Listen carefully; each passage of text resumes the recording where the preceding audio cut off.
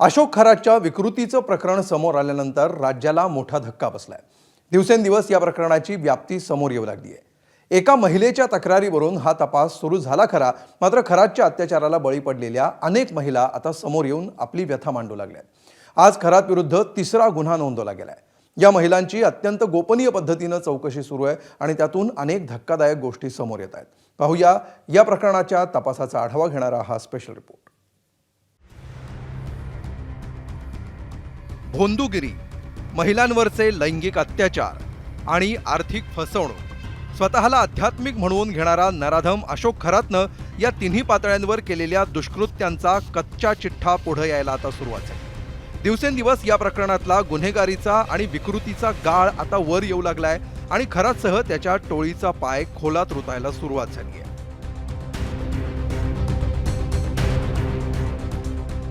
एका महिलेनं नोंदवलेल्या तक्रारीवरून विकृत अशोक खरातला पोलिसांनी बेड्या ठोकल्या होत्या। त्यानंतर तेजस्वी सातपुते यांच्या तपास पथकानं चौकशी सुरू केली। गेले 3 दिवस ही चौकशी गुन्हे शाखा आणि पोलीस क्लब या ठिकाणी सुरू होती। मात्र या प्रकरणाशी अनेक VIP व्यक्तींचा संबंध असल्यामुळे सुरक्षेसाठी चौकशीचं ठिकाण आता बदलण्यात आलंय। ही चौकशी आता अज्ञात स्थळी सुरू आहे। SIT प्रमुख तेजस्वी सातपुते स्वतः ही चौकशी करतायत। विशेष तपास पथकाकडून अशोक खरातची शनिवारी 7 तास चौकशी करण्यात आली। या चौकशीच्या दरम्यान खरात आणि त्याच्या ऑफिस बॉयची समोरासमोर चौकशी ही करण्यात आली होती। या चौकशी दरम्यान या दोघांमध्ये खडाजंगी झाल्याची देखील माहिती समोर आली आहे। या संपूर्ण प्रकरणानंतर आतापर्यंत 8 जणांची तपास पथकाकडून चौकशी ही सुरू आहे। या चौकशीनंतर तपास पथकाच्या हाती अनेक नवनवीन आणि धक्कादायक असे पुरावे हाती लागत असल्याचं देखील समोर येत आहे।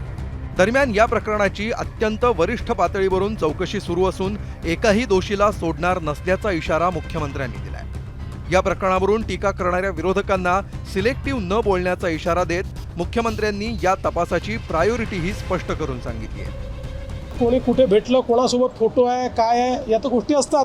कोणी कोणासोबत फोटो असू शकतो, पण ज्यांनी मंत्रिमंडळाची विशेष बैठक बोलवून 40 किलोमीटर दुरून त्यांना पाणी दिलं, त्यांना काय शिक्षा द्यायची?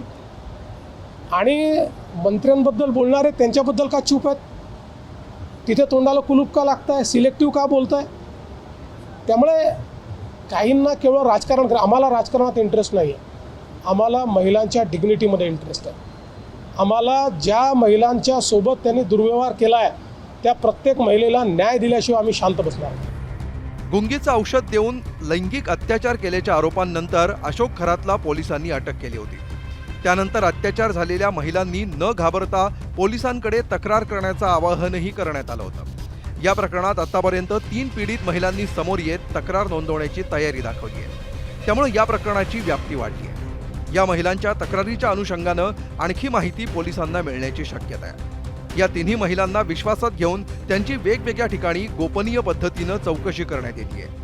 अशोक खरातचे महिला अत्याचाराचे 100 पेक्षा जास्त व्हिडिओ आतापर्यंत समोर आल्याची माहिती आहे। या 3 महिलांव्यतिरिक्त आता 4थी महिलाही समोर आली आहे। पीडित महिला ही गर्भवती असताना तिच्यावर लैंगिक अत्याचार केल्याची ही तक्रार होती। या तक्रारीच्या दरम्यान या महिलेनं गर्भवतीपणात एक पूजा करण्याचं सांगून तिच्यावर लैंगिक अत्याचार केल्याचं म्हटलंय। मात्र या संपूर्ण प्रकरणाच्या दरम्यान या पीडित महिलेच्या पतीला या कार्यालयाच्या बाहेर या भोंदूबाबानं बसवून या महिलेवर लैंगिक अत्याचार केले आहे। मात्र या संपूर्ण प्रकरणाची जर कुठे वाच्यता केली तर जीवेत ठार मारण्याची धमकी देखील या भोंदूबाबांनी या महिलेला दिली होती। एकीकडे भोंदूगिरी आणि लैंगिक अत्याचाराच्या दिशेनं तपास सुरू असताना आता या प्रकरणात आयकर विभागाचीही एंट्री झाली आहे। खरातची मालमत्ता आणि कोट्यवधींचे व्यवहार आता ITच्या स्कॅनर खाली येणार आहेत। नाशिकसह देशभरातील खरातच्या मालमत्तांचा तपशील गोळा करण्याचं काम सध्या सुरू असून त्याच्या कोट्यवधींच्या व्यवहारांची छाननी केली जाणार आहे। आतापर्यंत समोर आलेले संपत्तीचे तपशीलही धक्कादायक आहेत। जवळपास 57 सातबारा खरातच्या नावे असल्याचं समोर येत आहे। या सातबारावर खरात आणि कुटुंबियांची नावं आहेत। शिवाय काही सातबारांवर सरकारी अधिकारी आणि त्यांच्या कुटुंबियांचीही नावं आहेत। यातून मोठं आर्थिक जाळं उघड होण्याची शक्यता आहे। SIT चौकशीनंतर आता नव्यानं दाखल झालेल्या गुन्ह्याच्या चौकशीसाठी क्राईम ब्रँचकडे दिला जाणार आहे। या प्रकरणात आता कुठले नवे तपशील समोर येतात याकडे सर्वांचंच लक्ष असणार आहे। ब्युरो रिपोर्ट, ABP माझा। एबीपी माझा, उघडा डोळे बघा नीट.